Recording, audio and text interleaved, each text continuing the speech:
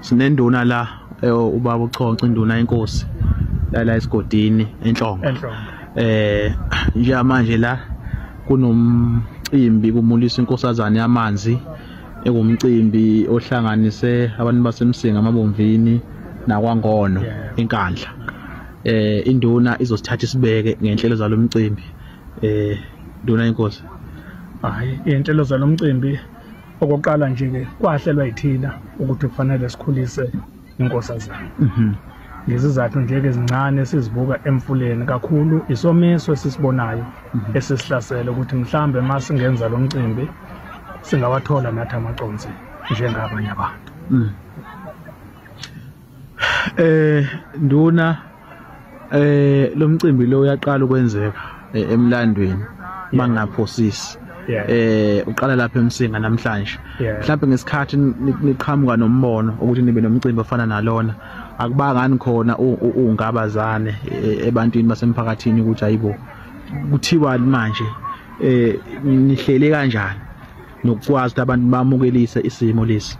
Hayi, kwaba inhlanhla engandile njengenduna nekomiti lenduna saba nenhlanhla ukuthi masixoxa ngalolu daba bengamisa amehla abantu babone kufanele ngoba inhloso neyomphilisi wabantu imvula lena esishoda ngayo.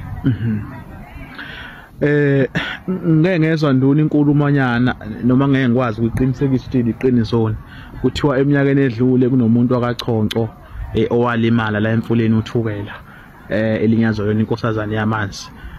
Mhlambe ungasixoxela kancane ngalomnotho. Nganixoxela kancane. Cha kuona manga yeqiniso. Okunye kumgogodla nokuyisisusa okuhambisana nemvula. Ngo84 bezo umama bezokha amanzi babona umdlalo ongajwayelekile emfuleni bahamba baxoxela nje abesilisa akade befika bevela kolima. Asukuma lamadoda amabili ubaba wakaChonco uMbhuli Chonco noHlakaniphani Dladla bafuna ukuzobona lento ebonwa amakhosikazi. Iphutha labo ke bakhumula impahla bangena mangenhla baqonda ngqo lapho ekhonzwa khona. Lo akikho kaChonco owashona ngaleyo langa abangesaphuma emanzini. Wadlula ngaleso sikhathi.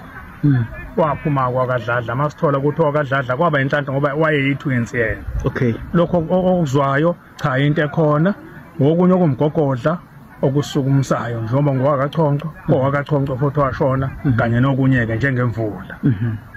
Ngizokuthiwa lendlu le enkosazane yamanzi ayihlale umuntu ihlala ivaliwe nje njengoba siyibona iqiniso. Iqiniso kodwa thina njengomphakathi siyayisebenzisa ngoba sinokubamba umhlangano wala emfuleni asobambeli kwenye indawo sobambela la nowesigodi futhi masithola imoto ezosilenda la cha hayi ukuthi ayisebenzi iyasebenza kodwa ke ayihlali umuntu ngaphakathi. Mawuthi nduna nokubamba umhlangano yasemfuleni onjani lo mhlangano wasemfuleni? Ingxoxo lezi zizala ukuthi kuze kuphumelele lo mcimbi. Ingxoxo ezizala kuze kuphumelele lo mcimbi sizibambela la. Siyabonga.